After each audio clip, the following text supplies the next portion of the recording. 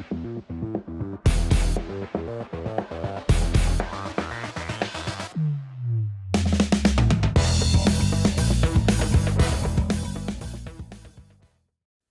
everyone, welcome back to the channel. Thanks for tuning in for another episode. Today's is going to be about jig trailers. I've gotten a ton of questions from people wanting to know what trailers I like to use and when I use them. So that's what we're going to talk about today because in my opinion, there's really not one jig trailer that excels in all situations. I do think you can throw a jig trailer and have it work in pretty much all situations, but I think you're going to put yourself in an advantageous position if you have a handful of different types of jig trailers. And that's what I want to talk about today is just the differences. I know a lot of you guys are going to, be like, oh, this is a Berkeley plug. Well, it's not a Berkeley plug. I'm just showing you different Berkeley trailers because that's what I use. Guys, I love my Berkeley plastics.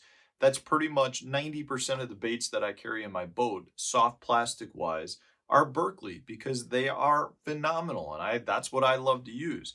I'm showing you different types of trailers though, that you can then go and purchase your favorite brands or your favorite baits that match these types of trailers. All I want to do is really show you the ones I use and explain to you when I use them and why I like them in certain situations. You can probably go to your favorite brand and purchase baits that are very similar to these in a lot of instances, or ones that will still kind of fit into the same breakdown I have.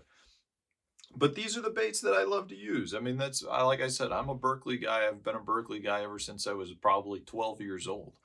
But that's what we're going to talk about today, are kind of the different ones. I've got 5 basic types of trailers here that I like to use. I mean, it's the same thing. They're all on Dirty Jig jigs, but that's because I like Dirty Jig jigs. So that's what I'm throwing. So if you think it's a plug, but it's more of just answering some of the questions I've gotten from viewers out there. All right, so the first one I want to talk about is a very well-rounded jig trailer. This is a football jig that I'm throwing, the Tour Level Dirty Jigs football jig, and on it I've got the new Berkeley Power Bait Boss Grub, which is just it's that twin tail grub style body, which to me is a great all-around trailer, but where I think they excel are on jigs that I plan on dragging. So in this case, it's a football head jig. I throw it out and I drag it. And the reason that I like having some sort of trailer on the back that's got some motion and kicker legs is because when I'm dragging the bait, I'm not getting much motion out of the skirt, out of the jig itself. Yes, you're going to get some flare. You're going to get some, general movement. But because I'm just keeping the bait on the bottom, I want a trailer that's going to have some movement. I also like my football jigs to be rather compact normally, and that's why I'm going with something smaller like this Boss Grub. To me, that really is what you want, is something that's going to be a smaller compact bait on the bottom and that's got motion in the trailer. So I don't always want kicker legs on my jigs, but in this case, because I'm dragging it on the bottom, that's when I do like to go with something. I think that's one of the reasons why you see a lot of people love to throw a double tail twister grub on the back. You just want something that's going to make some motion.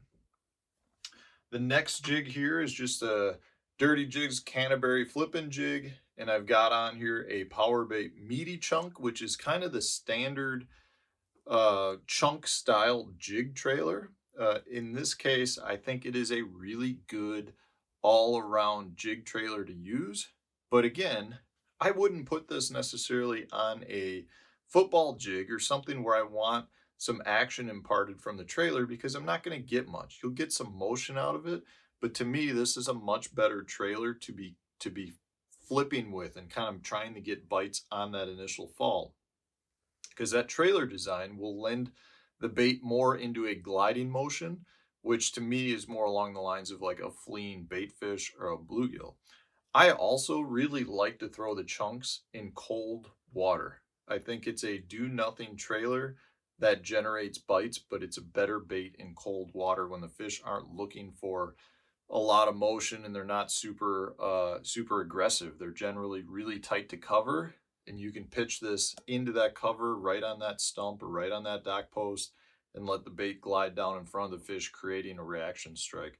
but you're not really trying to draw them from far away to your bait because they're probably butted up against whatever cover it is in cold water to absorb that heat. So that's when I like a chunk. I'm not a big chunk fan like in the summer months. Next up, okay, so here we've got the Champ Craw. This is the new Berkley Champ Craw, super realistic craw style bait. This is a bait that I like to throw for a couple reasons. One, the claws on it float, so it keeps the bait up in a fighting presentation, which is very much a lifelike looking bait, as you can see.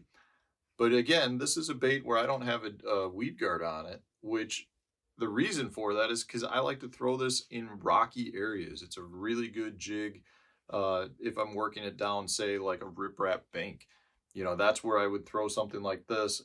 Usually if you get stuck in rock, it's not because the hook got in like it is with, say, like a lay down. It's because your line got caught or the head of the jig got caught between two rocks. And at that point, that's why I pull the weed guard out a lot. This is the Matt Heron jig by Dirty Jigs. But this is a great bait for just working down like a bluff wall or working down riprap. And I like to have that trailer, which is going to keep up in the motion and look very much like a craw or a crawdad. And therefore, I'm going for something that's very lifelike in that case. I really like it as a jig trailer, nice, compact, but yet still bulky. So I think you want to have some sort of natural craw style looking bait.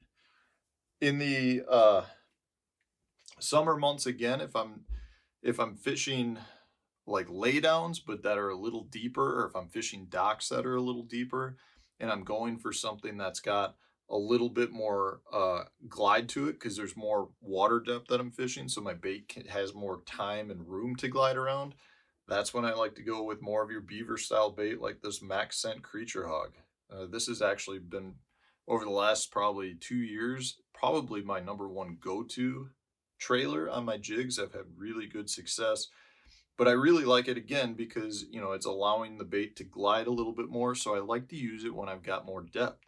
And if there's some, if it's more in the summer months when the fish are a little bit more active, that's when I can really pop it and kind of move it around and continue to get that gliding motion. So I do think you want to have some sort of beaver style bait that's got that flatter body that allows the bait to move. You know, I like to use this on a lighter jig. I'll go with a 1/4 ounce, 3/16, 1/4 ounce, 5/16 ounce jig. So it's a lighter bait.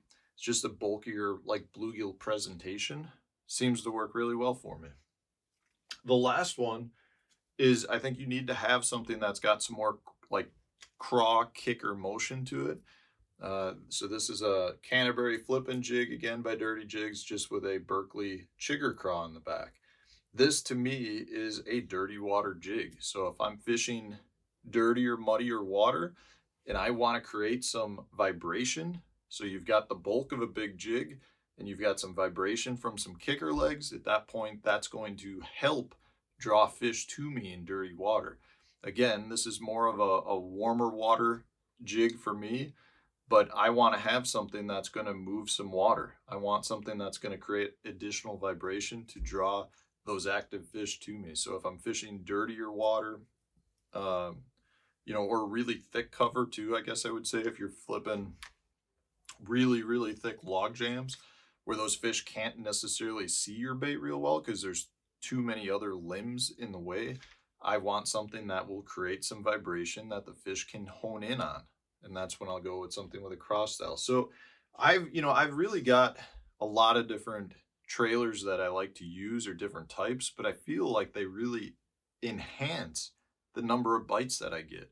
So I think you want to take into account your water temperature, your water clarity, the time of season, the structure that you're fishing, and whatever the main forage is. You know, if you're fishing more bluegill or shad orientated fish, you know, I think again, you want to go with something that will create some gliding motion. If you're fishing fish that are really keying in on craw, so if you've got a good craw hatch that's going on, or you've got, you know, the crawdads are coming out of their hibernation holes, that's a good thing. If you've got super cold water, you want to go with something that's more do nothing trailer. If you're dragging baits, where the jig's not really coming off the bottom or making erratic movements to get those bites. You want to have something that's going to create some motion to draw the fish into it. So there's a lot of different styles here, but I do think that there are different trailers for different circumstances. So you want to have an array of these, and I think it will improve the number of bites that you get. So that's where I'm at, guys. I think you can, match up most of these baits. These are the ones that I like to use. And I hope this answers the question, because I've gotten several questions regarding the trailers that I like to use. So thanks for watching, guys. I hope it was helpful. If it was, hit the like button. Stay tuned. Another video coming up tomorrow.